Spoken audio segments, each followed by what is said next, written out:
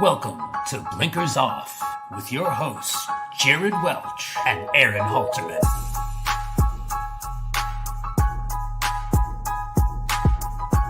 Hello. What is up? I'm Jared Welch. He's Aaron Halterman. It is Thursday, April 3rd, and this is Blinkers Off. What's up, man? What's up, everybody? Yeah, good to be back with you here. Show number 2 today. I'm excited for it. Crazy situations we've got going on, but we carry on, right, Jared? Yep. It's I don't know. It's the world's falling apart apparently. No, I mean it's been a weird into the Derby Trail as we we have the Bluegrass rescheduled to Tuesday. And then I kind of thought maybe they would do Sunday, but we're going to do Tuesday racing, and then of course we still have the Santa Anita Derby, the massive 5-horse field Santa Anita Derby, and the Wood Memorial, the only normal race of the weekend, which makes no sense at all. So, but it is going to be a wrap up of course, we do have the Lexington next weekend, the reduced points, but this is the final 100-point weekend. So no matter how you slice it, no matter when they're running, this is it. You said so many funny things. It's like the Wood Memorial is the most like normal race, and it's like, what? You know what I mean? It's like, sadly true. Like we don't have the Bluegrass until Tuesday, and then the Santa Anita Derby's 5 horses was, that's weird. So, anyway, man, it's look, I feel for Keeneland. I'll say that because, the last thing they wanted to do was move these races. But look, I don't really think they had much of a choice. Sounds like flooding in the area. Maybe not at Keeneland specifically, but areas around it. I saw like 12 inches of rain could be possible there. So, even if you run it, and you're able to get lucky and run it, you're probably all off the turf. So, yeah, opening day, maybe Sunday, maybe Monday. We'll see.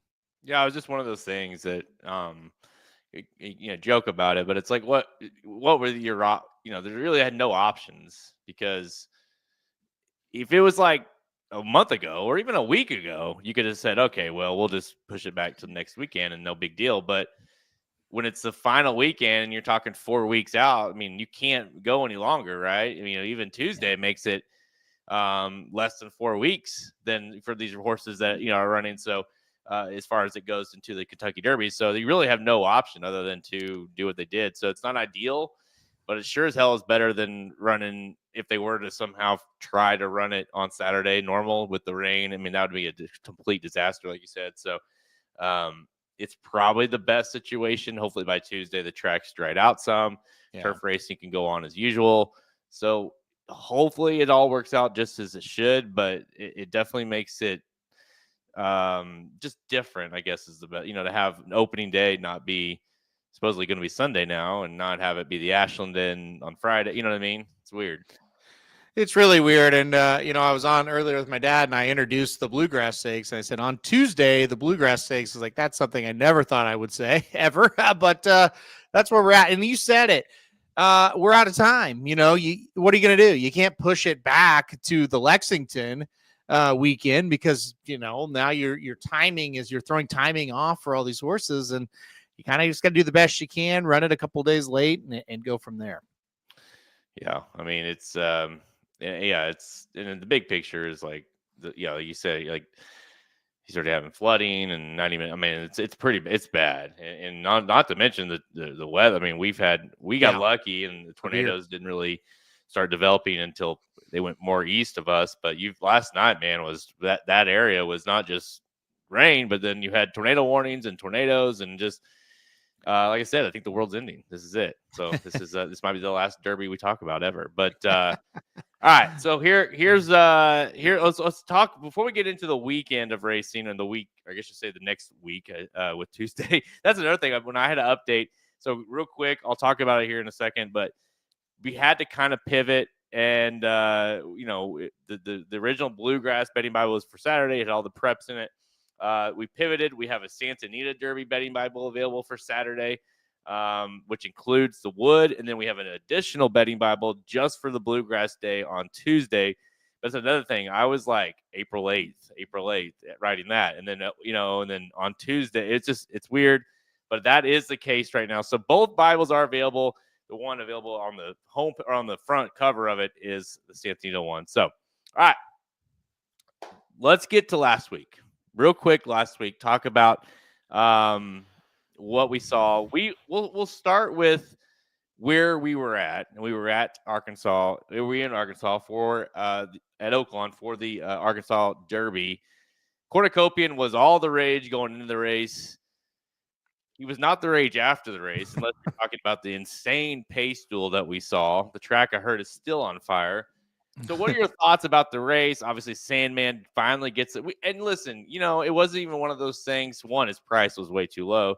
But two, it wasn't that shocking of a result because we both were on the same page with the Sandman. I feel like we both liked him. I picked him in the Rebel. I mean, like, it felt like we knew his ability was there. Yeah. It just felt like a horse that you didn't know when he's going to quite figure it out. And kind of everything kind of came up perfect for him considering the pace situation on Saturday.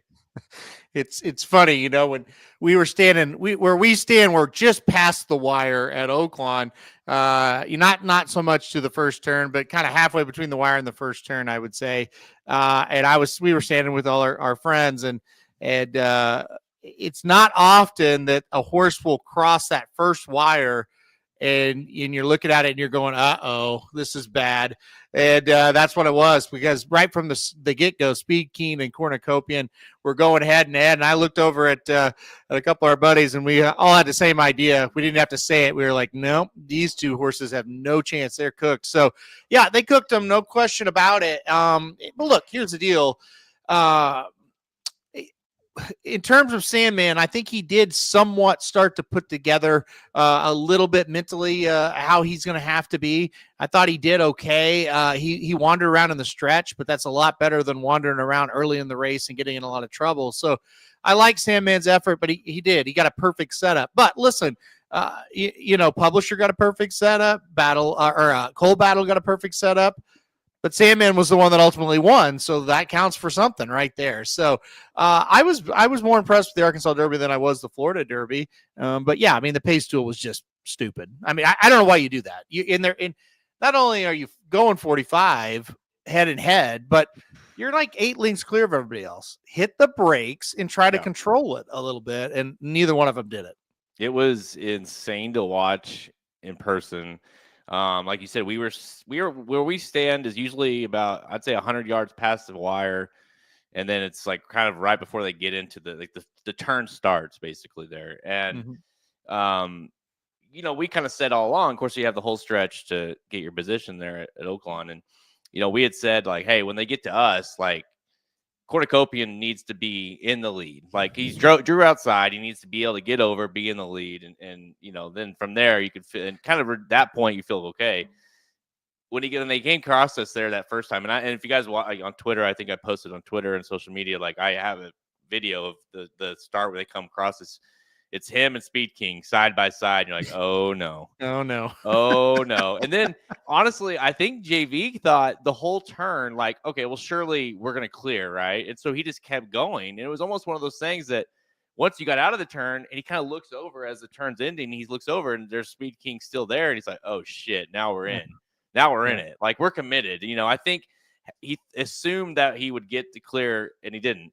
But honestly, dude, I mean, I knew it was extremely unlikely, but there was a part of me, at least, because he's like, Cornucopian came in with all this rage, one start. Could he be like the next Justify? How insane could this horse be? Part of you, just a slight part of you is like, if this horse does it from here, this will be the most insane thing I've ever seen. And then about the far turn, you're like, oh, never mind. It's not happening today. So I didn't know who was going to win at that point, but I knew it wasn't him. I was saying about a guy who he bet a decent amount on Speed King.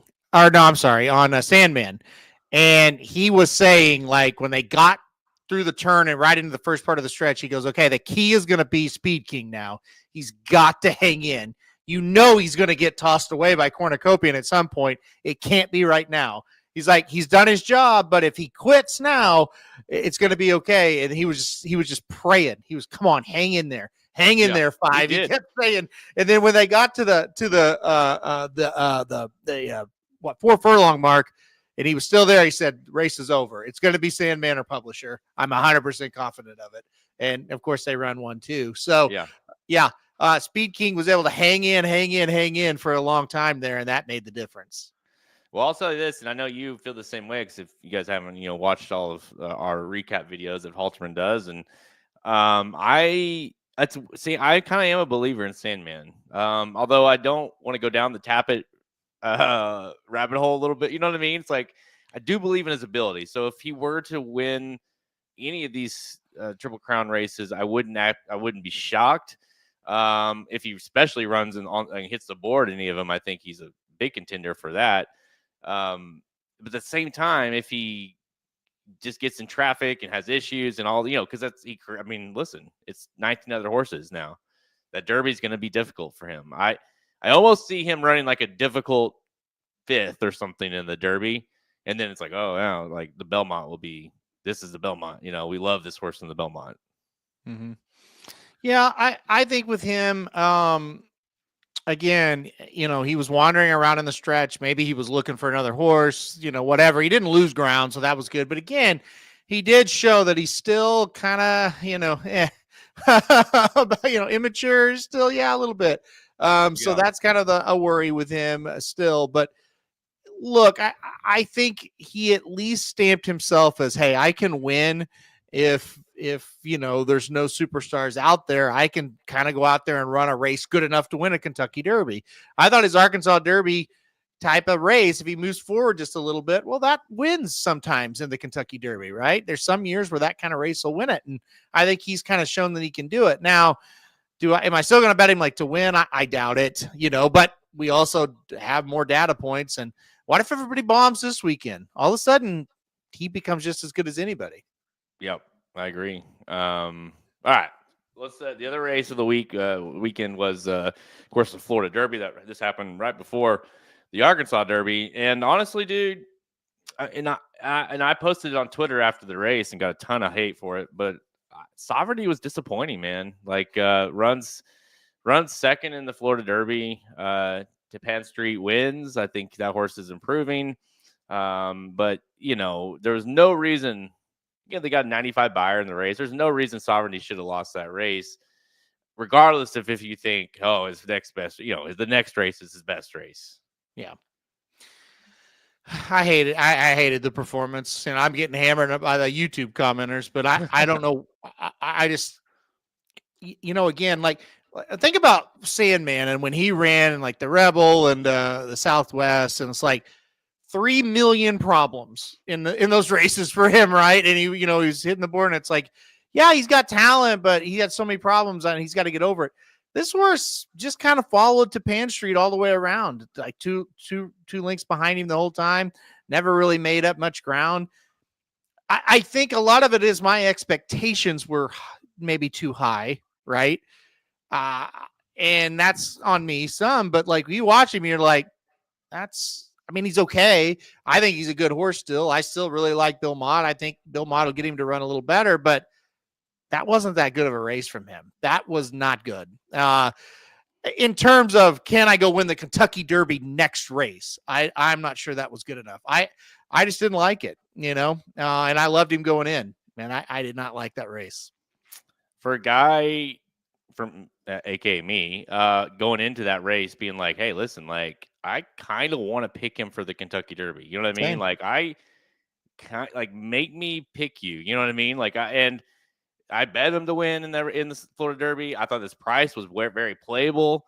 Yeah. At whatever he was, 8-5, 9-5. I was like, okay, I'll pound that. And got the trip. I just don't think he's, plain and simple, I just don't think he's fast enough. I don't think he's a bad horse. I think he's serviceable. Could he hit the board in any of the legs he runs in? Yeah, I think so. Depending on the the kind of the traffic and things. But would I feel like, would I leave? I'd hate to leave that race being like, yeah, I still like him. Like, I don't. He's gonna have to. Listen, he could win the Derby, but he's gonna have to improve and get faster in the next 4 weeks. I think one comment you said, it really struck with me. Like, I would hate to have to bet him to win in the Derby. You know what I mean? If he's my horse, I'm not getting off of him. I wouldn't feel great about it. Now, I think what you said's true. Like, to me, he went from a type that I think can win to a type that might just pass tired horses and get third. That's kind of the way I looked at him. You look, I trust Bill Mott about as much as anybody, if not better than anybody in the country.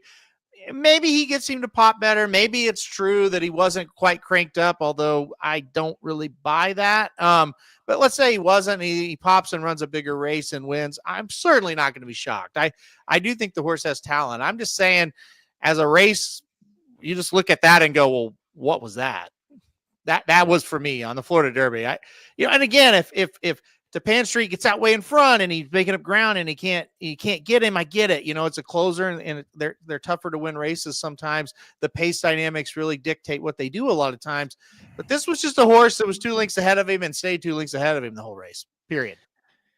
There isn't an excuse. So that's a tough one to swallow when you thought the horse was gonna run really, really well. The comments after the race from Mott too were not. It was kind of like a combination. I felt like of, yeah, like this isn't the race. We're not this wasn't the race we were looking to win or looking. We wanted to basically pop in the next race, but at the same time, he also just reading between the lines kind of looked like I'm surprised he did not win this race. You know what I mean? Like it was kind of a mixture of the two. Do I think Bill Mott expected to? I mean, we know Bill Mott is going to plan on having this horse run his best race next month. But I think if you would have said, "Hey, the race is going to be a 95 buyer," if Bill Mott would have been like, "Well, I mean, I need," like you probably assumed that was my horse that did it, and I need to get a little bit better, So I can't. I don't think. I doubt. I'm sure if you're Bill Mott, you're thinking, yeah, he should improve the next start, but he's going to have to improve a lot in the next start. Yeah, and I just, again, I do think he'll pop a better race because, Bill Mott is very good, but I just don't buy it's a grade 1 race and we're not trying to win it theory. Yeah. Just doesn't. Now, look, like the Fountain of Youth, the race he actually fucking won. Yeah, I get it. Yeah, you're just trying to get a start out. That's kind of but when you get to that grade 1 level, to me, you're out there trying to win. So I don't really buy the whole he wasn't cranked, Maybe he shouldn't be cranked because when he wasn't, he ran a hell of a lot better in the Fountain of Youth. So I don't know. Is there, when it comes to these kind of performances, whether it be what we see this weekend or last weekend, and I'll just use 2 horses as an example, Coal Battle in the Arkansas Derby, and Sovereignty more of a extreme example in that race. Is there a point where you're like, okay, I can't bet them in the Derby because of what I saw in those races, unless they are 12-1, 10-1. Sovereignty, for instance, a horse that if he wins the Florida Derby, right, and does it somewhat visually impressive, depending on what happens this weekend, he's probably like second, third, fourth choice, right? Yep. Safely, like 5 to 8-1 range. Now without it, he lost. Could he be like 12 to 15? And then all of a sudden you're like, hey, you know what? I can play him at 15-1. Yes. He is a candidate because look, I've been high on him for a while, right? Ever since his debut back in August. I've loved Sovereignty.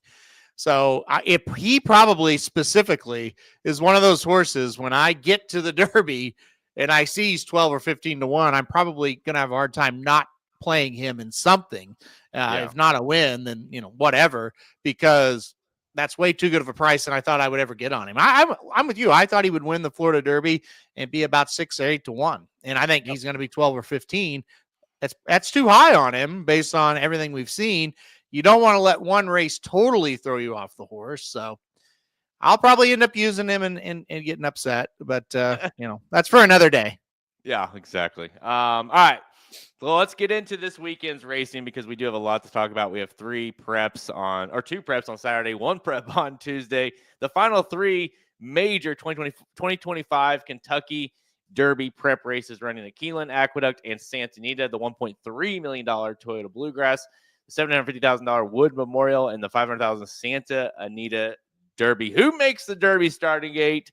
Let's go. Good question. We will discuss, Mr. Manlow.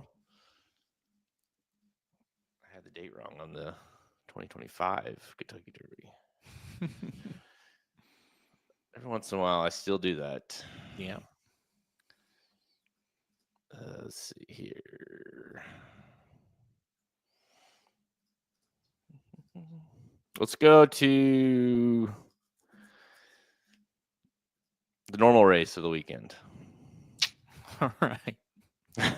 Which we did just get news. I don't know if you saw that, but we do have news.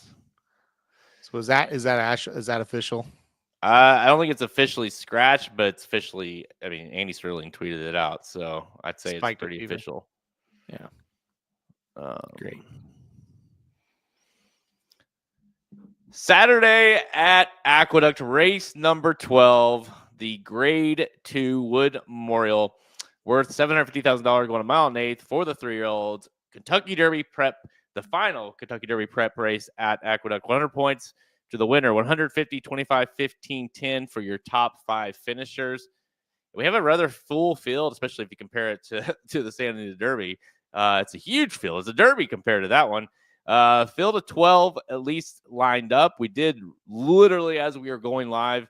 Thanks the chat, and then confirming that Hill Road spiked a fever. The 9-2 kind of, I don't know if I'd say wise guy, but a horse that definitely had my attention. I know it did yours as well. Yeah. Getting scratched because of a fever. I don't know what's next for him. Obviously, they needed this race to get into the Kentucky Derby. But so this race should be scratched down to a field 11, I would think. But you're still sitting here with Rodriguez at 5-2, 7-2 on Captain Hook, 9-2 on Hill Road. Formerly those in Grande at 5-1. Those prices will change a little bit with Hill Road being out. But first, I guess let's start with what do you think of this race? And Baffert, yet again, trying to take a horse out east and see if he can pull it off. Well, I think, first of all, the news that Hill Road is probably going to be out of this is significant because that's one that, sure. I mean, that's one a lot of horses we're going to have to hold off, right? And with him out, that helps quite a bit. But yeah, as we kind of look at this race and break it down, I do think it's interesting that Rodriguez comes out here, gets Mike Smith aboard. I don't love that in 2025. This is a horse, though, that's been wild. At Santa Anita, they're talked about, he just isn't behaving. He's not behaving the post parade. He's not doing really what they ask him to do in the races. So maybe putting a veteran jockey to kind of handle him makes a little bit of sense. So in that regard, it's okay. But I just don't think much of him as a horse. I have him in 4th, maybe 3rd, now that Hill Road scratched. But look, I think it's kind of a pick your poison type of race. You could go with him and go, hey, it's Baffert. He's going to wake up. You could go with Captain Cook, winner of the Withers. Hey, he's already won at this distance. He can do it again. New York bred, Sand Devil, Grande, kind of the up and coming horse. Like, it is a little bit of a pick your poison type of race. I went with Captain Cook. I just kept going back to his race in the Withers and thinking, I think that race is good enough to win this one. I know the horses are tougher here, but I think if he can just repeat that effort, he's got a big shot to win. So I put Captain Cook on top. Well, yeah, it's a huge bummer. I loved Hill Road here. Mm-hmm. Tried to claim him this week. I guess that worked out well. Yeah, you dodged a bullet there. No shit. So there you go, Kevin. We lucked out. Sometimes you never know until the thing shakes. You feel like you got screwed, and now you might love Halterman for thinking he screwed you on the wheel of death. So yeah, Hill Road, horse that definitely seemed to be improving, and Chad kind of alluded to that. Needed to run here, obviously, to get points. Damn near is in already. He had like 24 points due to that last race, as well as the Breeders' Cup Juvenile. But so, I mean, he needed just like 3rd place would have got him in. So we'll see. I mean, I imagine we'll see him in the Preakness and or the Belmont coming up. But obviously, you would love to have seen a prep. Maybe he's a horse that goes to the Peter Pan or something like that, and then works his way. We'll find out what's next for Hill Road. So yeah, definitely a bummer. Because listen, I liked it because I thought this race was going to set up really nice for him. Yeah. But I also like Captain Cook the most outside of him, right? Mm-hmm. I think Grande is interesting. But Captain Cook just, like, I'm not a huge believer in Rodriguez either. Anytime Baffert ships a horse, I mean, honestly, if he ships a horse outside of Arkansas, like when it comes out east, I don't think he thinks that much of him as much. Maybe Keeneland is or Churchill is obviously is an exception, but shipping all the way out here, he's not had success in the Florida Derby or really anything at Gulfstream. He's not had success out here, especially in any of these prep races in the Aqueduct series at all. Typically, that's been his CD horses. So can he win? I wouldn't be shocked. It's Baffert, but I don't love him. So hopefully he takes a bunch of money here, and Captain Cook is at least somewhat playable. I honestly, I would have put Captain Cook the favorite. Yeah, I thought he would be as well. So and really, I kind of think if Hill Road would have been in the race, he would have been close to the favorite too. I think he's got a lot of buzz around him. So let's talk about Pletcher for a second, because we are in danger of a Kentucky Derby without Todd Pletcher. I don't know if anybody really cares, but it is very interesting because he has nothing right now, but he does have Grande and he does have River Thames, so he could qualify. I think with Hill Road out, Grande looks, even more enticing here because, it's just one less horse he's going to have to hold off. You kind of got to think he's going to outclass a lot of these. So I think Grande is one that's very, very interesting as we go along here, and one that I do think will work his way in for Pletcher as long as he runs well. Yeah, I mean, it's been weird because a lot of years it's at least like Pletcher can get a horse in even when they're not that good. But this year has just not been that case. And, maybe that will change after this weekend when he's got a few in each race, or he's got one in each race, but and maybe he'll have a couple in there. He's definitely on the improve. Like, he's certainly a horse. We always, coined the Pletcher progression, and he certainly is a horse that seems to be that part, has gotten a little bit better with each start. But I mean, I don't know that the other thing too is, like, I don't like any of them enough to where I would pick them past this prep race. I certainly don't the other one, but Statesman, I've seen a lot of comments about Statesman. What do you think about Statesman here for Shug? I don't see it. I don't know. Like, I heard a lot of comments about Statesman before they drew is always going to be tough in this race. And, I went back and, obviously when the past performances come out, you start to handicap it. And it's just like, I just don't see it with this horse. He looks to me like one they needed to take over to Tampa to get some wins, and he did it. And that's good. But now he's kind of, this is, if you're going to enter in a prep with a horse like this is the one. But I'm not a believer.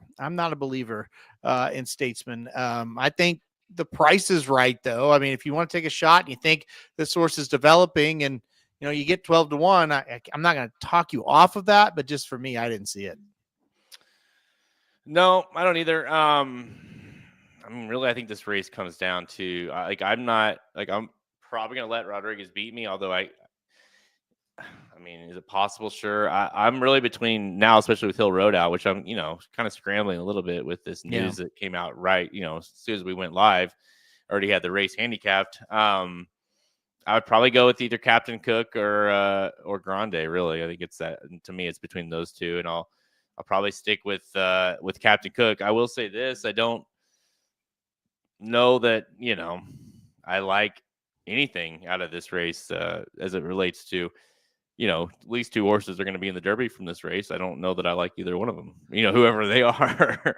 Yeah, I'm with you. I do think, if Captain Cook or Grande or, even Rodriguez, whoever, if they kind of romp, if they kind of win by a couple, I could see it. Maybe maybe, and it also depends on what happens, everywhere else as well, as far as the Bluegrass and the Santa Anita Derby are concerned. But I think you could see a horse get up to like that, Sandman, Tappan Street, that kind of level with a win here. How about JL wants to know about Sand Devil? If you like, of course, Flood Zone will run this weekend as well overseas. Got beat Sand Devil last out. Prior to that, had not lost a race, but this was the first time. This will be his first time going long. What do you think of Sand Devil? Do you think he can improve enough going a little bit longer here? I don't know. I didn't play him. I'm a little skeptical of the distance. I'm just a little skeptical of him overall. With the scratch of Hill Road, I do think that helps everybody. And I do think that makes Sand Devil a little bit more of a player. I hope he can kind of rate just a little bit. I just think this pace is going to be hot, and I feel like he might get burned up in it. I hope he can rate just a little bit. That's kind of my thing. So, but yeah, look, I like him as a racehorse. I like him as a New York bred. I thought he ran okay last out. I'm not sure he's a winner here. Maybe he hits the board if he can kind of stay away from a pace stool.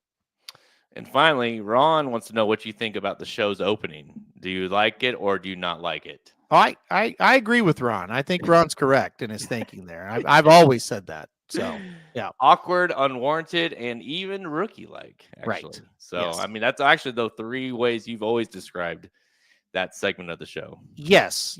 And that's really how we've built this to where we've had it. And yeah, that's why we've been doing it for 10 plus years. We've been rookie-like. So, produced guys at FanDuel and VSiN and everywhere else. Yeah. Thanks for joining us, Ron. All right, Haltran, final thoughts on this race. Yeah, I'm excited for it. I think it's going to be a fun race. I am with you. I don't know that we're going to get like, okay, we're betting this horse in the Derby after it's over, but I think it's a better chance than most years when we do that. So yeah, look, I think it's going to be fun, but I like Captain Cook. I think he stalks and wins. Yeah, again, Hill Road and being out is a bummer. I was super excited to see him here. Thought he'd be picking him off at the end of this race. Again, it's not a super awesome or super sexy pick, but Captain Cook, I just think is the best of the rest. I'm not a believer in Rodriguez. We'll see with Grande. I'll play either one, Captain Cook or Grande here, but don't love either one of them. As it relates, I should say this. I think they're good horses. I don't know that the timing, especially for Grande, is going to be right for the Kentucky Derby. But give me Captain Cook, I guess, here. Yeah, it sucks for Hill Road being out. This one sucks for you because you were on Hill Road pretty hard. And then it's like, right before we get ready to talk about it. When Kevin and I were talking about claiming him, it was like last weekend. And then I was like, I kind of like him, it makes sense. Like he's got 24 points and all he needs to do is hit the board and then he's in and then he's probably going to run again. He's going to run probably two Triple Crown race. It's like, okay, it makes sense. And then I looked at the race and I was like, well, shit, I might actually pick him, like I kind of like him in this race. And then of course, all that's out the window now. Again, if you're just joining us, we just found out that he is going to scratch from the wood because of a fever. He's fine, but will not run. So there you go. I'm going to pick Captain Cook. I'm going to join your ship here. The betting Bible will be updated as well, guys. So we'll put, once those officially are out, once the scratches are officially out, he's out. Do expect to have a revision. We lucked out, Dennis, both of us. There you go. It's like, good. Who was it? The double D's? The double D's got him. Dr. Miranda and Doc Tane got him. They deserve him. All right, guys. All right. Up next, we will talk about the Santa Anita Derby. But first, let's hear a word from the sexiest man alive. Here we go.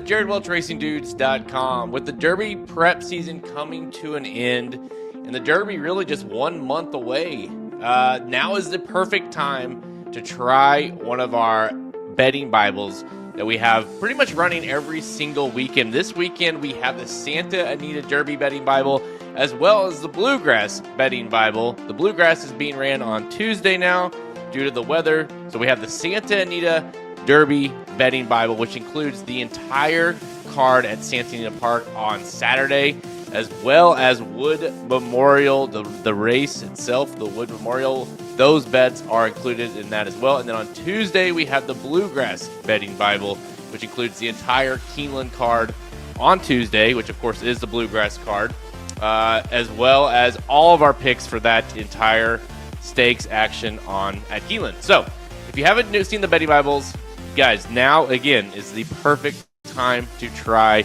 as we head into the Kentucky Derby. Here's a look at what's coming up. Santa Anita Derby betting Bible, the Bluegrass betting Bible, the Lexington Stakes betting Bible. Those three alone are $30 each, $90.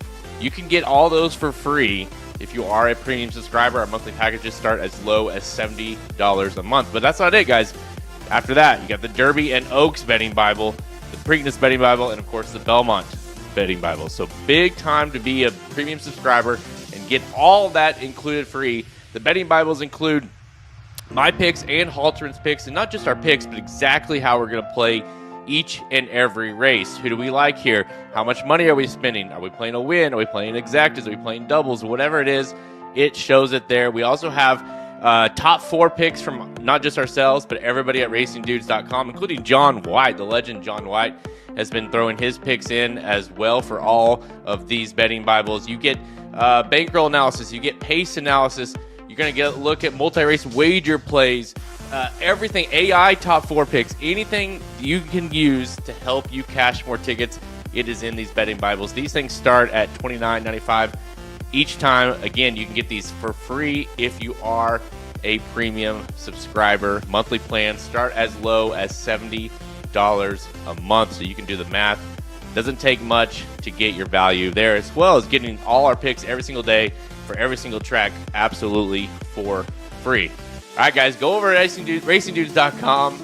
Make sure you hit that Get Racing Dudes Premium button and go subscribe or check out the betting Bible today. There you go. I mean, listen, that's As good as it gets.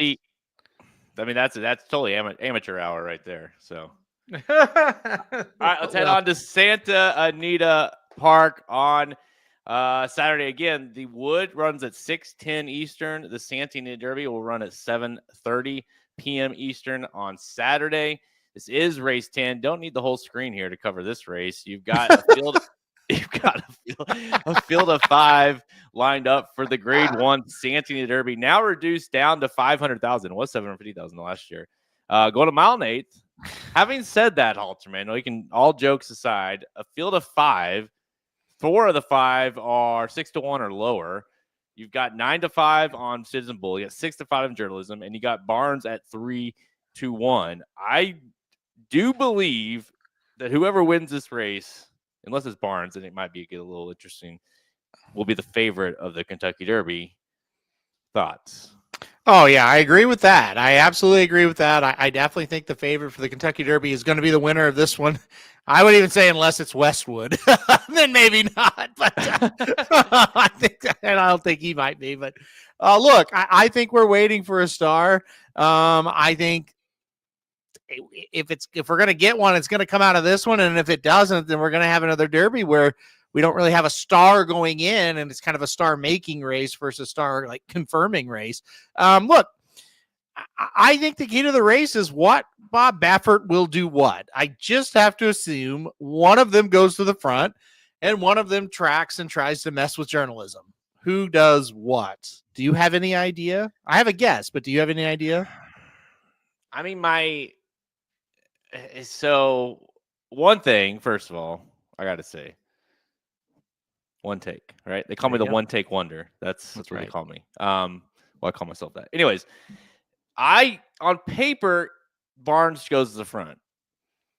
I like it's because he's the fastest horse, at least numbers wise. But when you look at the races, Citizen Bull has done one thing and one thing only ever, and that's go to the lead. Barnes has tracked. Now, last time he didn't, but he has, and he's multiple times. If it's me, if what I'm hoping for, I'd like to see Barnes track Citizen Bull. All right. What do you think is going to actually happen, though? Because part of me, I think they draw outside, or Barnes draws outside. Journalism is going to need to get out of the gate. Citizen Bull will obviously get out of the gate. Logically, you would think like Barnes and Hernandez aren't going to rush up and then get outside of Citizen Bull to get to the front. I feel like they're going to sit off a little bit of a tracking trip. I feel like you're right. I feel like it's Bull to the front, Barnes stalking, trying to mess with journalism a little bit. And then, maybe Citizen Bull's full of run, or maybe Barnes can mess with him and kick clear. I don't know, but I feel like that's what they're going to try to do. I think, but the conspiracy theorist in me thinks it'll be Barnes that goes to the front, Citizen Bull just pulling back, and Barnes gets first or second and goes to the Derby too. So, I got that on my mind as well. You could look at it both ways. Part of me is like, I can't, that's the thing. It's been so hard to read what Baffert's going to do with these horses, this prep season. Like, because some of these like, okay, listen, Barnes, he doesn't know what the hell to do with him. We'll see what he does. Like, let's run the race. Like, what Citizen Bull do? He goes. That's what he does. Let's not mess with anything they do. He goes to the front. Let Barnes rate off or whatever. And if he's good enough, then he's good enough. And he's not. He's not. I don't know that he's gonna like kind of shape the race for Barnes in order to get points. If that was the case, why not? Why did he not enter 2 or 3 other horses just to make sure? Because here's the thing, guys. So this is a 100-point race on paper. 100 point, 50, 25, 15, 10, just like we're used to seeing on these last races. But because of the reduced field, they're the lower points. So he now has to get second. And guys, this is the second time because he only has 18.75 points because of the last time this happened. Yep. So Santa Anita, man, cannot get their shit together and get full fields, which is insane. This is a $500,000 race now, only a field of 5. Where are these horses? Let's first talk about that. Like, does no one want to run here anymore? I think we can only say so many times, Southern California racing's in trouble. It's on live support. And then like you look up and you go, first, you said it first. It's like the Santa Anita Derby's worth $500,000, really, and then you look and it's like, you got 5. Like it truly is about to end. Like that's about that's the only thing I can really say, because this is embarrassing. Like this is absolutely freaking embarrassing what's happened here. And this is from a guy who would desperately love Southern California to run at least until I could retire. Right. You know what I mean? Like there's no benefit for me of this track being a joke. It needs to be one of the staples of racing. And it's just not. I guess there's no horses on the backside that want to try it. And I guess nobody wants to ship. And why would you ship all the way out there for 500,000? So it sucks. And it ruins the races. And it like, I know in the past, like you and I have talked about, little fields out in California, those horses really haven't had any trouble when they went to the Kentucky Derby and faced those big fields. But this is a new extreme for us. We're talking about 5 horses in all these races. Some of these other ones, in the past, they'd have 6, they'd have 7. We're talking about 5. Yeah. So that's crazy. So a few questions here. So I thought I'd bring it up real quick and we'll get back to the race. So with this race in particular, but because of the situation with the reduced runners, the 150-25 basis now drops to 75, 37.5, and 18.75. So they're your top 3.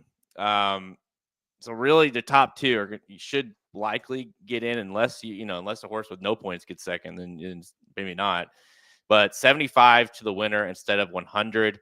Journalism here is at 47 and a half. I mean, essentially he could scratch from the race. I think he would still be in. So I don't necessarily think it's going to matter to him too much. Citizen Bull, same with him. He's got 60. He's in regardless. It really comes down here to Barnes, which is sitting here at 18.75 for the second place finish he had last out to Journalism. So he's a horse, like you said, going in. You thought, well, he can just finish third and he's in.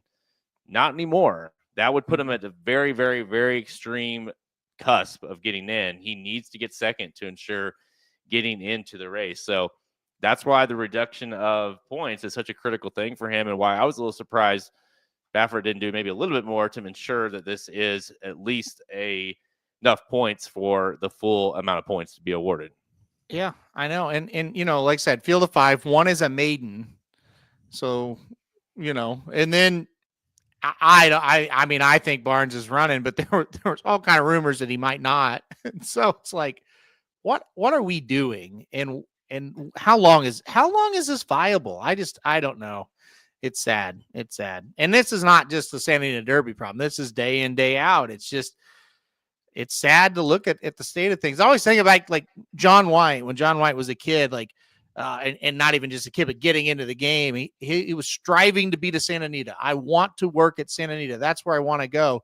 And let's pretend like there's a guy into racing that's like John White. There's not. But if there was a younger guy right now, I mean, you're striving to get out of Santa Anita because you're not going to have a job. Like, that is just sad. I just don't know how we've gotten to this point, but it's sad. And then all that being said, I do think Journalism is going to roll here and be the favorite for the Kentucky Derby. Well, let's go to let's touch on that just a little bit, because I do too. I mean, spoiler alert, not who I'm picking to win. But do you kind of, we talked a little bit about this at Oaklawn over the weekend. It's like, at what point do you're like, well, he's not beating anything because there's no, like, at what point, because it used to be, I never really bought into that narrative, because it's like, listen, good horses are good horses, and they'll figure out a way. But when you're talking about this guy's been racing, I mean, is he like five horse fields is what he races against, right? That's what he's entered in, like, almost every time. So you get in there where it's 4 times the what he's used to seeing. At what point does that become a little bit of a factor in your head if you're picking him to win the Kentucky Derby? I think it's really scary. Yeah, and we kind of talked about on Dudes Who Bet Sports, and I don't remember. I think Rob made the comment of, well, those horses that were facing, weaker or smaller fields in California that went on to win in Kentucky, they also were front runners, most of them. And he's like, so if you're a front runner, and I kind of agree with this, it's like whether there's 4 behind you or 18 behind you, it's a little bit easier because you're away from a lot of them, right? Yeah. Where journalism's not really that. Like if Citizen Bull romps here, it's like, well, you'll get ahead of him. We'll see what happens. But journalism, it's like you're going to be surrounded by horses for the first time in your whole life. And I think I don't know. I think it's a little scary, scarier than ever, I would say. Well, I mean, here's the scenario. The horses, like, I'm not saying, like, again, I like journalism, but here's the the negative aspects of him if you're approaching the Derby. He's never left the state of California, and he's ran every race he's ran in, other than one, has been 5 horse fields. The other one, I don't know what, it may have been 6 or 7, but it's still, I don't think he's ever raced with 10 horses in it. So it's like untested. Yeah. Hasn't had any adversity. Yeah, for sure. So there's some of those questions that come into it. Now, if he goes and runs this race and does it like he beat Barnes last out, I'm probably still going to be like, yeah, he's still the best horse, and I don't really care about any of that. Yeah. But at the end of the day, it will be a little bit in the back of your mind. Even a horse like Barnes, who has traveled and then came back and has a little bit more like adversity in him. And it says in Bull, of course, ran in the Breeders' Cup, and won. So I mean, he's a horse that maybe is a little bit more as well. But I guess that is a question. I do think journalism. What kind of trip do you think journalism gets here? I think he's going to get the same trip as always. I think, he's going to sit back. He is not a dead like closer like a Sovereignty or a Sandman. He's more of a middle of the pack type of horse. So I think he just kind of, I don't know where his, where the 2 sheriff's horses are going to fall. I'm not quite sure there, but I would think journalism sits in 3rd or 4th, 3 or 4 links off the pace, and then starts to go get him on the turn like he did last time. That'd be my guess. And again, and I think it's kind of like, okay, does the other, whoever the other Baffert is, does he try to mess with him? Like, what do you try to do? Do you try to pin him on the inside and make him uncomfortable? I think that's where the big question mark comes in. This race is going to be so interesting to me because there's only one horse in the race that has ran a race somewhat close to journalism, and his name is Barnes. It's not Citizen Bull. Citizen Bull is, if you look on paper, there's no data marks to make Citizen Bull a better horse than Barnes, other than if you think like that, they're just been prepping their way into the race, and Barnes maybe doesn't want to go quite this far. Those are valid angles, but on paper, it's that last race that we saw from journalism and Barnes is a standout of the race. Having said that, they definitely popped in that race, both of them. Could that be could a regression be coming? Citizen Bull perhaps gets to the lead and never looks back, just like we've seen time and time again with him. And journalism and Barnes can't quite get it done. Whether if they regress a little bit, maybe Barnes doesn't want to go that far. I think that's a real angle as well. That Citizen Bull just kind of overthink the race. And Citizen Bull just does what he does in every race and just goes gate to wire. Yeah, and I would say that based on speed figures, what you're saying is accurate. I would say based on resume, it would be Citizen Bull that looks better than Barnes. But yeah, with the speed figures, no. So which is that'll be very interesting to see what wins out there, class or speed, when it comes to that. So, but again, look, we can talk about Citizen Bull and Barnes and what they're going to do. To me, if journalism runs like he did in the San Felipe, none of it's going to matter because I just think he's better. What could Barnes do different here to give him a better chance to beat journalism? I think the only answer is he's more seasoned. It's his second time around, 2 turns, he can improve. But like from a trip standpoint or whatever, what have you, I mean, journalism's just better unless one of the two improve or journalism doesn't run quite as well. Well, I mean, I really want journalism to run a race like he ran against us. And then I want to say one last thing, because you brought this angle up over the weekend as well, and I think it's interesting, right? Like, not on top of the fact that journalism, we talked about the short fields and what he's faced. He's a horse that in Los Alpha Charity was his graded stakes debut. He beat Getaway Car. Okay, Getaway Car sucks, right? Yep. Like he's he's Baffert's like D horse maybe at best, right? Yeah. In the San Felipe, don't tell Tom Ryan that, by the way. But yeah. Well, I did, and he did not like it. No, because he's beat 3 other horses in his races. Okay. Right. Manlow loves that guy. And the other aspect is in the next race he beat Barnes, and maybe Barnes doesn't want to go that far, and so there are real possibilities, not saying it's likely, but it's possible that he hasn't beat anybody. Mm-hmm. He's never been tested. And here comes Citizen Bull. Maybe Citizen Bull is just the best horse of the race. Like, this is a huge race.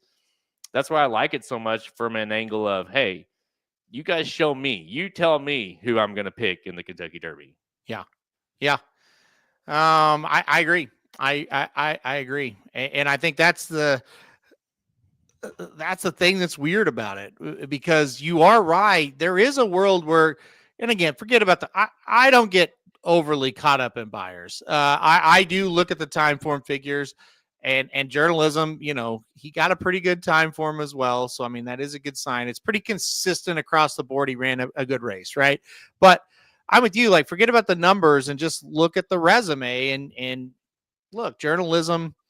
If Barnes really is a sprinter, then he really hasn't beat a really good route horse yet, right? So, but on the flip side, it's like Citizen Bull. He beat Rodriguez and Matticat Road. So do a lot of horses. He beat a Breeders' Cup Juvenile Field at the time we thought was good. It hasn't come back to be good. Gaming lost last weekend. I mean, Getaway Car again, in the American. So again, you could almost sit there and go, you know what? I'm not sure he's that good either. So it's still, even though we've got established horses we think are good, I think this is still a little bit of a proving ground in the weirdest way. I know. I'm with you. It adds a little bit of kind of just hang on a second. So but I do think that Manlow, I don't know if you the last work of Barnes I thought visually looked better than the ones that it had. We'll see, I guess, with it, if they were or not. But I thought he looked better in that last work. Maybe it was enough to get him in the race. Who knows if that was the plan all along? We got to at least talk about one more Halterman, because this is kind of the wise guy horse of the 5-horse field. It's kind of hard to have a wise guy horse in a 5-horse field. But Bieza for Sheriffs at 6-1. This horse is getting all kinds of hype, and maybe it's because it's a horse that's not named or not journalism and not Bob Baffert. I don't know. But what do you think is this horse? Is there anything here that you're like, yeah, I can see it? Yeah, I mean, he woke up last time. I think he really got screwed by the lack of points in this race. I think he would have loved to have had the full amount.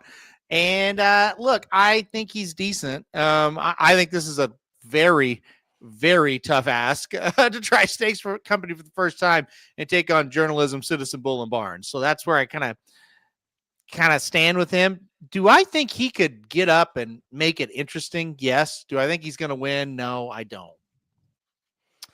$1.2 million son of Mackenzie Puka was also the dam for Dornock, and wasn't Mage as well. or no? Yes, correct. Yes. Mage was okay. Yeah, I thought it was someone else. So yeah, I mean, obviously has the bloodlines, especially from that dam side, and McKenzie obviously is a solid horse. Yeah, I mean, he's definitely gonna. I think he's gonna get a lot of love on those exactas because if like, what's maybe not on top, but journalism over over the 5 or something. You know what I mean? Because it's not Baffert. If you're trying to juice it up a little bit, Yep. I think he's interesting. I don't. It's a big time proving race for me. This horse got beat by 8 lengths on debut on the turf, came back, got beat 7 to Rodriguez, and then flashed finally in the next one. So it's like hard for me to sit here and be like, well, he's figured it out now, and now he can beat Citizen Bull, Journalism, and Barnes all in the same race. Like, just seems like a tough ask, for me. It does. I think he might be a very nice horse. I'll preface by saying, I'm not saying he's not a good horse. I just think maybe the timing might be a little rough. Well, I mean, you would love to have seen him run a couple of times in Stakes Company and kind of get a good idea for him. That goes without saying, right? So, but yeah, look, I do think there's talent there. I think it took a while for him to figure it out, but I do think, he did run a very strong race last time out. But still, you're going to have to improve off of that effort. And this seems like a tough field, even if you do improve. It certainly does. All right. Give me your picks. I went number 1, Journalism on top. I just feel like no matter what they try to do, I think he is the horse that's going to get the trip, and I think he'll mow him down. So give me number 1, Journalism. Number 1, Journalism for me as well. I just I saw too much from him in that last race against Barnes. I just, it could be one of those things that again, he hasn't beaten much, or like a little bit like Sovereignty, and he looked so good, and then he came back and he couldn't quite get the job done.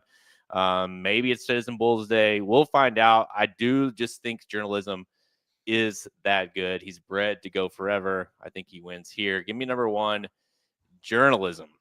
All right, we're going to be up to the Bluegrass up next. But first, we talked about Bieza here. Let's see what y'all talked about on Talkin' Track. And more importantly, what the infamous Ryan's sister, was she swiped left or right on this horse? Did my sister swipe left or right on Bieza for the Derby based on what she saw? He's getting a lot of hype. I know that. So I'm going to go right on Bieza to kick us off. Let's take a look. Okay, based off of looks, I think he's beautiful. I think he's got a really nice big stride. It looks like he's just coming into his own. Like you can see he's, based off of this other horse, he's like at a place in his, journey where like he's starting to drop into his rhythm. Like he's just, you can kind of tell when a horse is doing that. They look comfortable when someone's riding them. This one has that comfortability look to it. If you're a horseback rider, you get it. If you're not, it's a weird comment. I think it has the potential to win. I think, like I said, I think all these horses do on the right set of circumstances. I'm a little bit on the fence about whether this one would get first, maybe second. I don't know. I think I'm going to swipe right conservatively because I like him. I don't love him, but I like him. But I'll swipe right.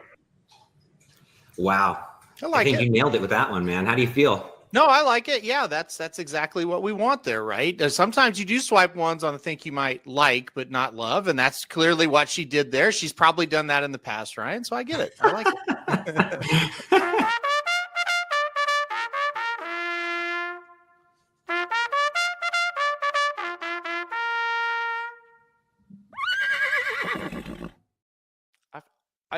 I just wanted to say this. I really do feel like a connection between you and Ryan's sister.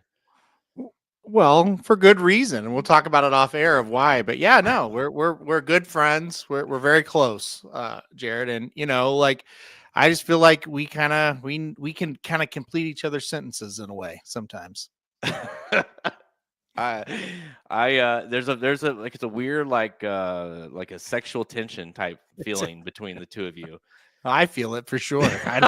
Maybe it might just be on your Could side. be one-sided. I can't decide. I'm definitely vibing on it though, for sure. All right. So yeah, Can't help it. Make sure you go back and watch.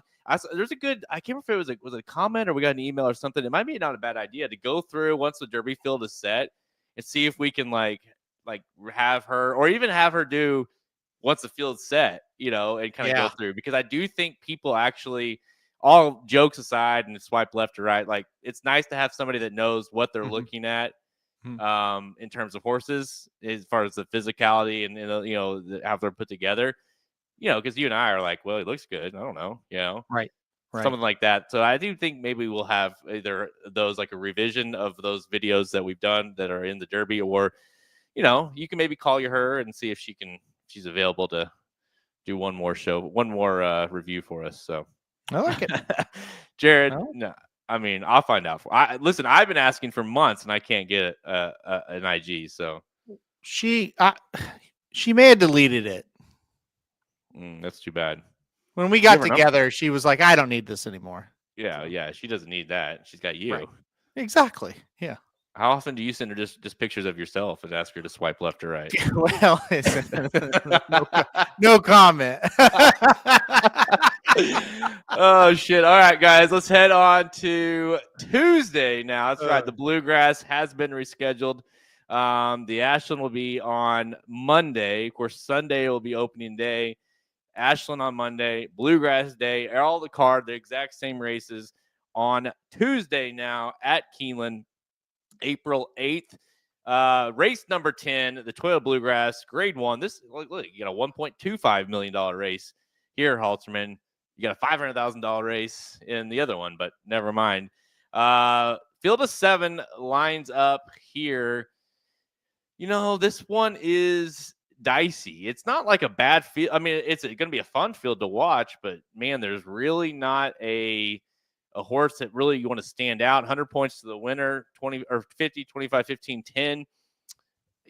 River Thames being the favorite at 5-2 is rough. Owen Almighty at 3-1. How far does he want to go? East Avenue at 3-1 is really rough. Chancellor McPatrick, what will he do going a mile and 8th at 7-2? And then Burnham Square, can he rebound a little bit here at 9-2? Admiral Dennis at 21. Render Judgment at 21 is your other entries. But how did where do you start with this one, man? Just pick the flaw that you want to go with. They're all flawed. And look, usually when you go into a race, they are kind of flawed, but this one especially, it's like, do you want to go with River Thames, who feels like a horse that doesn't want to go this long and also got caught by a horse that didn't run back all that well last time out? Do you want to go with Burnham Square, who beat the Florida Derby winner, but also was 4th the next time he ran and didn't run all that well? Owen Almighty, he's been running very well, but the trainer's on record saying he doesn't think he wants to go this long. East Avenue, a horse that's might as well have been dead in the last 2 starts, did no running whatsoever after being great. So do you think he can get back to his best? Chancellor McPatrick, not great, stretching out to 2 turns the 2 times he's tried it. You got to choose one of those, right? Or you go Render Judgment, Admiral Dennis, who just need a big time form reversal. So you got to just kind of pick the flawed horse you want and go with it. It's a very interesting race, and it's a very good betting race because you're going to get the price you want on pretty much anybody you want to bet here. But it's tough. I ended up going number 4, Owen Almighty on top. I don't think he wants to go this far, but I do think he's a damn good horse. And in a race where I don't know how many of them actually do want to go a mile and an 1/8, he might just be classy enough to carry it. So I went Owen Almighty with very little confidence. Anybody that's telling you they have confidence in this race is lying. Because there's no way, like you said, there's zero way you have confidence, because I think Owen Almighty might be the most horse I like. You know what I mean? I just think he's a good horse. Yes. I don't have a lot of question marks about him in terms of his ability. I think he's very good. How far does he want to go? And obviously, even after the Tampa, they were unsure. Well, are we going to go to the Derby? Are we going to go straight to the Derby? Are we going to bypass it completely because we don't want to go that far? Now we're going longer and we're going in the tougher race. There's a lot of question marks there. The other side is, if you don't go there, then it's like, where you go, Where are we going? Yeah. Yeah. So you really, like you said it best, you got to pick a horse and accept the flaws that they have, whether it be Owen Mighty, you're not sure how far he wants to go. Burnham Square, that last race was kind of a dud. Can he that kind of thing. So with all that being said, I'm going to take Burnham Square. For the pure fact that, up until that last race, he looked like a horse that was getting better and better with each start. He did beat the Florida Derby winner, to Penn Street, last out. Or in the Holy Bull, the Fountain of Youth was just you can't. I mean, it just wasn't good. Like, he just pretty flat. So that could be what he was. I could also argue, hey, let's give him a pass there. Let's give him one more try, because I'd sure hate to kind of jump ship. I picked him. I'd hate to jump ship. I picked him in the Holy Bull, and then I'd hate to say, well, he can't do it now. That one bad race. So. I'll go back one more time. I still think he's a solid horse, but another thing too is he should want to go this far. Don't think the issue is going to be a distance issue for him. And so if there's some concern with some of those in the race, I don't think it's going to be for him. But I absolutely agree with what you said. I think he's very, very live in here. I mean, that wasn't a good race last time out. In a race he should win, or at least run better than that, have a chance to win, right? But I think the biggest thing of what you said is, out of the horses that we think want to go this far, he probably looks the best. So I think it's a good pick. I really do. I got to ask you, what about East Avenue? What do you do with him? Nothing. I mean, just forget about him. I honestly, East Avenue. I mean, here's the thing. I'll look at. We'll talk about both sides here. The plus side is, as a 2-year-old, he looked awesome until the juvenile. He's won a Grade 1 at this track at Keeneland. And you could say, well, he may make an excuse for him in the Breeders' Cup. He tripped out of the gate, never had a chance. Fine. The last race, dude, was so bad. It was. And honestly, he quit in the juvenile too. He forget the bad start. He quit and never ran a step after that. Yeah. In the Risen Star, he had the perfect setup, hit a wall, got beat 20 plus links. So, and I get, like, Magnitude ran huge that day, but Chunk of Gold, Built, obviously those are your top 3. Just, not close. So if he won, here's the thing. It's kind of a little bit like Sandman, although that's given too much credit to East Avenue, because I like Sandman better. But point of it is, like, even I wouldn't have bet Sandman at the price he was at in the Derby, Arkansas Derby, because his price was too low. Yeah. East Avenue is the same way. Like, if he wins, then I'm not going to have him, because I'm not playing him at 3-1. Yeah, I mean, that makes sense. Yeah, that makes sense. And I just loved this horse. He's like an ex. You can't quit. I loved you for so long. You know what I mean? But I just can't. Dude, he was the favorite of the juvenile, bro. It's hard though. It's hard to back so him. much hype going into that juvenile. He'd won by 8 in his maiden, and he won by almost 6 in the Futurity at this track. I mean, and then he went to the Breeders' Cup, was a favorite over Gaming and Citizen Bull and whoever, Chancer, all those horses. And I don't know. It's just one of those things. Can you give him, how many passes can you give the horse? And by some miracle, he returns to, like, his form. He could be one of the favorites in the Derby. You know what I mean? Like, imagine if he came back and he won the Risen Star, and you're like, okay, he's going to the Bluegrass, and they show up. It's like, what is he here? Is he 6-5 to beat these horses? If he showed up with a big effort in the Risen Star, so that's just kind of the thing. It's hard to quit him about how good he looked, but man, he has just been that much more bad than he was good to start his career. So it's tough. Another horse that's maybe less tough, but still somewhat tough to kind of get a read on. And that's the horse just to his outside, the 6, Chancer McPatrick, a horse that was one nearly the favorite in the juvenile as well. Was the favorite going into that race in the Champagne. This horse won the Hopeful and the Champagne, which is really hard to do as a 2-year-old. You know, the Tampa Bay, if you liked Hill Road, like I did anyways, then you got to like Chancer in that race. Or do you kind of think, you know, you look at his performances and now we have 2 data marks where the 2 mile 16th races, this horse had gone 6.5, 7, and 1 mile. The 2 races going longer just have been kind of mid. So do you think maybe even though he's bred, he looks like he's bred to go forever, but maybe he's not? I think he's got a big shot here, but I think if he doesn't show it here, you need to get off of him when it comes to 2-turn races, because we know Chad Brown, second off the layoff as a 3-year-old, pointing to the Bluegrass, his horses show up and they usually run very well. I think he's got a big time chance. I like him quite a bit in this one, but I'm with you. Those 2-turn races just have not been great, and that's my pause. But I've got Chancer used everywhere. I do think it's kind of a, if we're going to see it, we're going to see what he can do going 1 mile and an eighth.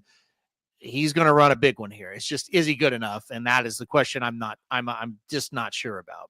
You know, these, you know, you kind of mentioned it a little bit, Manlow. Both East Avenue and Chancer in this race have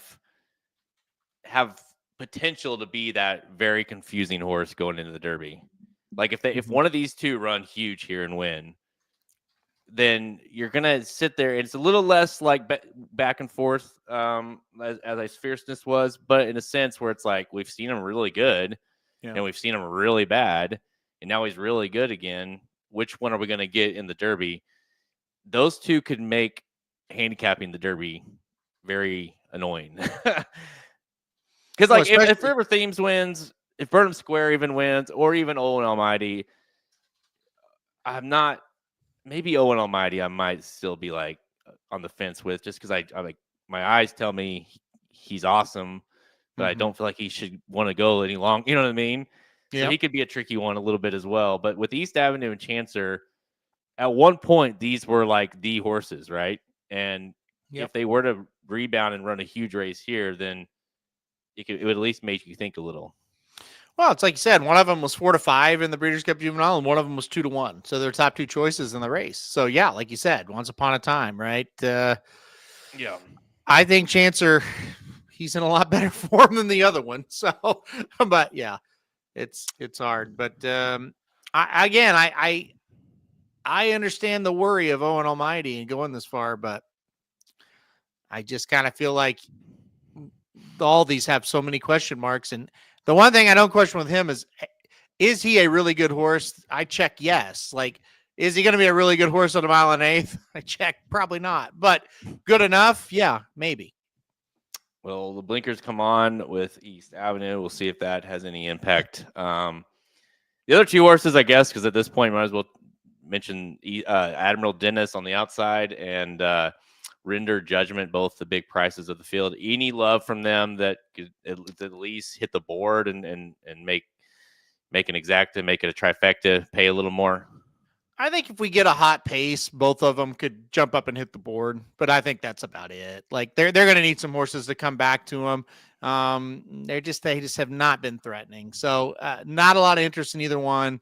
Would be pretty surprised if either one do much. But like I said, anybody can hit the board if they're walking home and they've dropped back and, they're kind of passing tired horses type of thing.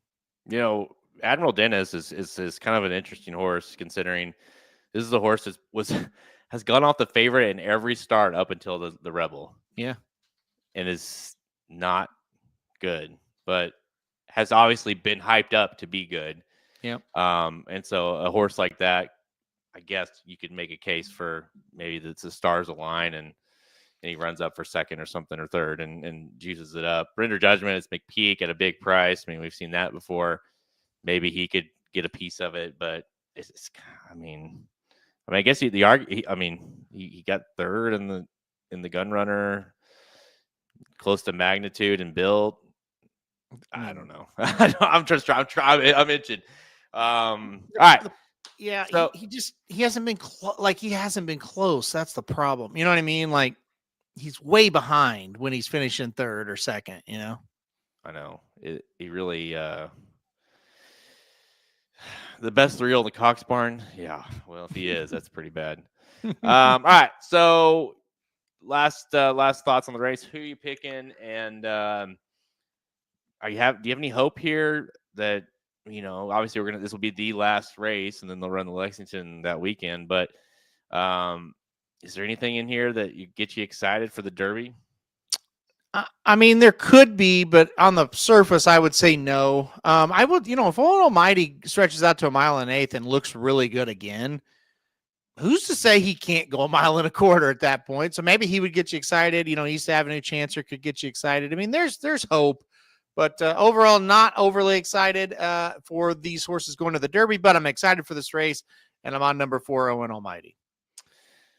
Yeah, I think it'll be a fun one. I don't know what you'll take from it afterwards, but I think we should probably see a good one. Number 3, Burnham Square for me, letting him get one more chance here after kind of a dud effort last out. I don't have a lot of excitement for anyone in here as it relates to the Derby. I could talk myself into maybe a few underneath in the Kentucky Derby, if depending on how they run here. But again, again, this will be the last race, so we'll have some comparisons as well. What we saw over the other 2 races, but for this one, give me number 3, Burnham Square. You almost talked me into Chancer a little bit, because you're right. Like this, we've seen it before. Where who was that horse that? Was it that fought Zandon or no? What? Zandon won, highly motivated. Who was a highly who got beat by Essential Quality? Tapit Trice. Who Tapit Trice beat? Oh, he beat just a touch for Cox. Yeah, Remember how he came to that race and you kind of thought he would cruise Tapit Trice, that is, and just a touch ran his ass off. Yeah. So maybe you kind of feel like sometimes these horses have they peak at this right, even though if they're not quite good enough. Mm-hmm. They'll give and it just feels like whether it be East Avenue, whether it be Owen Almighty, whether it be Chancer, Burnham Square, one of those is going to really throw. Even River Thames, even though he's a favorite, I don't necessarily have a big belief in him. But it is interesting as well that River Thames has been ridden by JV, now gets IRAD, and Owen Almighty, who has been ridden by IRAD all this time, gets his brother. Yep. So I thought that was a little interesting as well. Yep. Pletcher. Tapit Trice is the that Tapit Trice is the girl, or the you just you're just when you're bored or you're like I'm gonna text her, see what's up. Now I think about it, I think Just a Touch was last year. I don't remember. Tapit Trice may have been. I'm looking it up. All these damn races start to blend together. I thought it was It definitely was Brad Cox. Yeah. Here we go. It wasn't Just a Touch last year? Yeah, I think so. Sierra Leone beat him, right? Yeah. So Tapit Trice. Oh, Verifying. There it was. Yeah. I mean, really, Verifying, Just a Touch, same, really. Same horse. Same horse. Yep. And Blazing Sevens was 3rd. Should have known that day, right? Yeah. Should have known. All right, guys, that's all the time we have. Check us out at racingdudes.com for our free and premium picks. Make sure you get that Get Racing Dudes premium button at the menu at racingdudes.com to go get our betting Bible. Two betting Bibles actually available right now.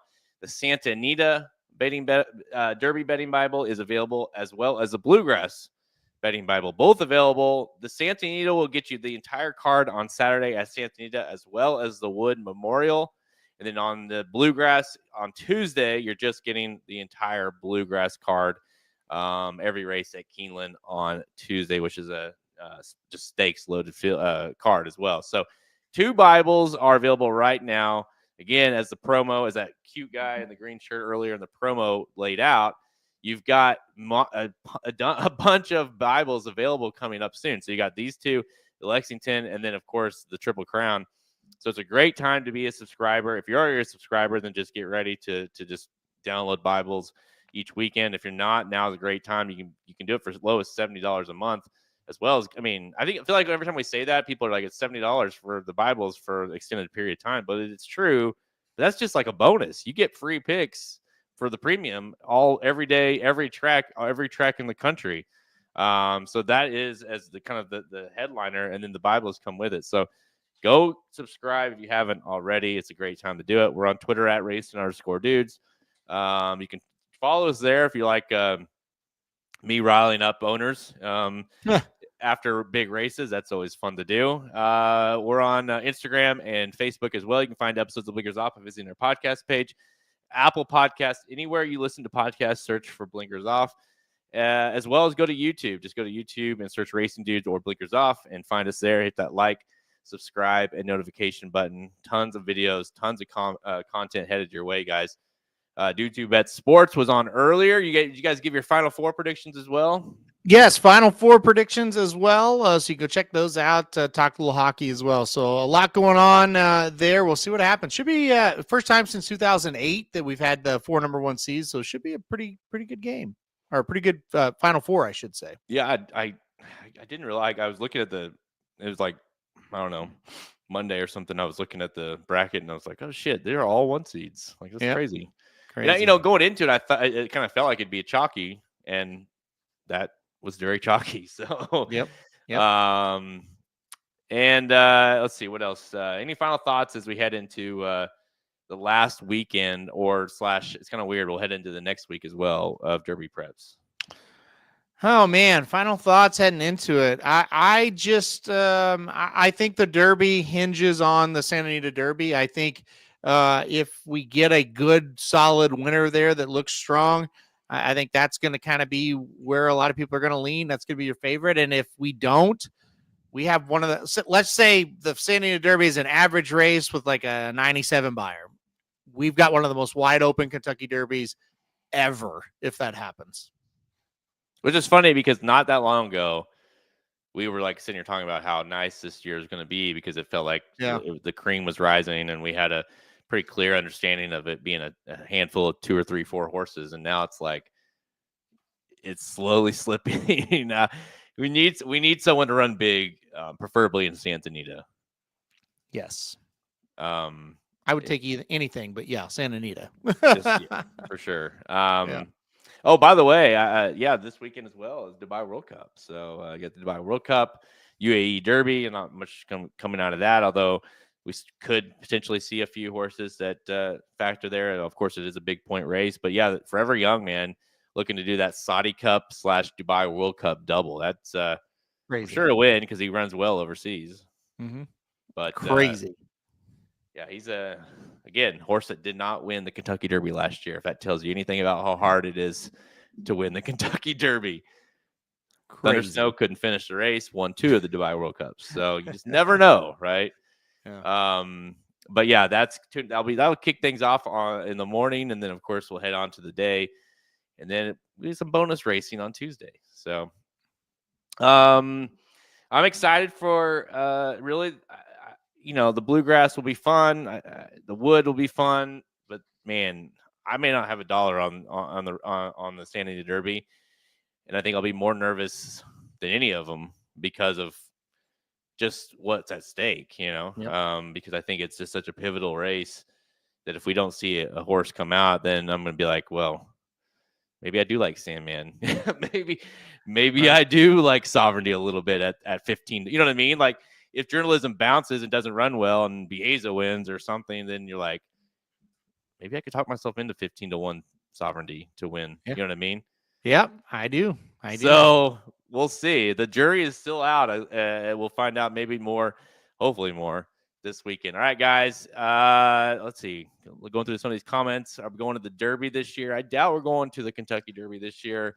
Probably go to the Belt. Well, Belmont's quite 50-50, I'd say, at this point. It is Saratoga, so that always adds a little bit. We've learned that I think the Derby is like a once in a For me, it's personally like you'll probably say once and never, but once in like 5 to 10 years. I don't know. Just it's fun to go to.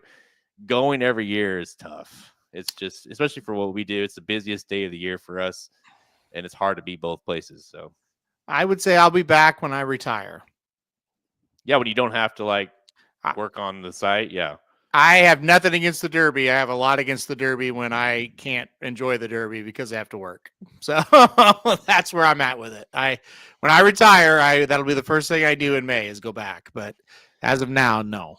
And the best, unfortunately, the best product, the best we can offer you guys is when we're not there, because we're able to get those, it's like when we get to the track on, on Derby Day, and then an hour later there's 2 scratches.